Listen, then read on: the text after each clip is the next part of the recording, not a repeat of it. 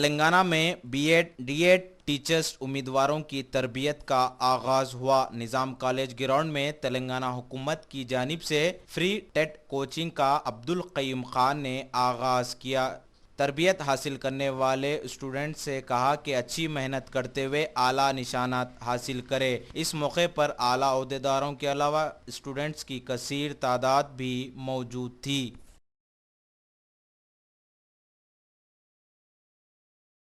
रियासत के आगाज़ के बाद बहुत सारे नए नए स्कीम्स एजुकेशन डिपार्टमेंट में, स्कूल्स में, कॉलेजेस में शुरू किए जा रहे हैं।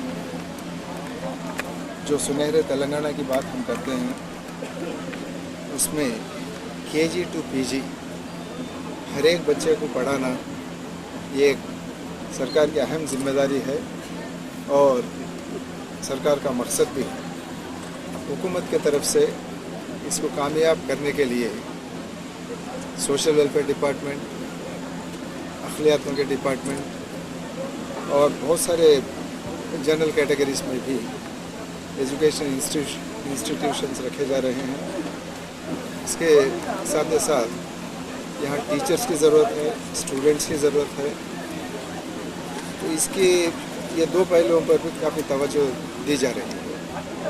आज निज़ाम कॉलेज में बीएड डीएड के टीचर्स जो हैं, कैंडिडेट्स, इनको ख़ास तरबियत दी जा रही है कि जो भी इम्तिहान डिस्ट्रिक्ट सिलेक्शन कमेटीज़ के जानिब से या पब्लिक सर्विस कमीशन की तरफ से जो भी इम्तिहान होंगे, इसमें मुकम्मल तौर पर कामयाब होने के लिए जो भी टेक्निक समझाना है, जो भी इंफॉर्मेशन इनको देना है, वो देने की ये कोशिश है।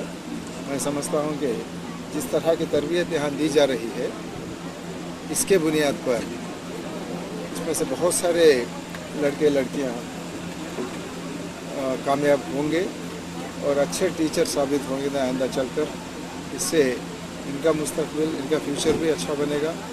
साथ ही साथ इनके साथ जो बच्चे आएंगे पढ़ने के लिए, उनको भी अच्छी तरह से पढ़ा पाएंगे।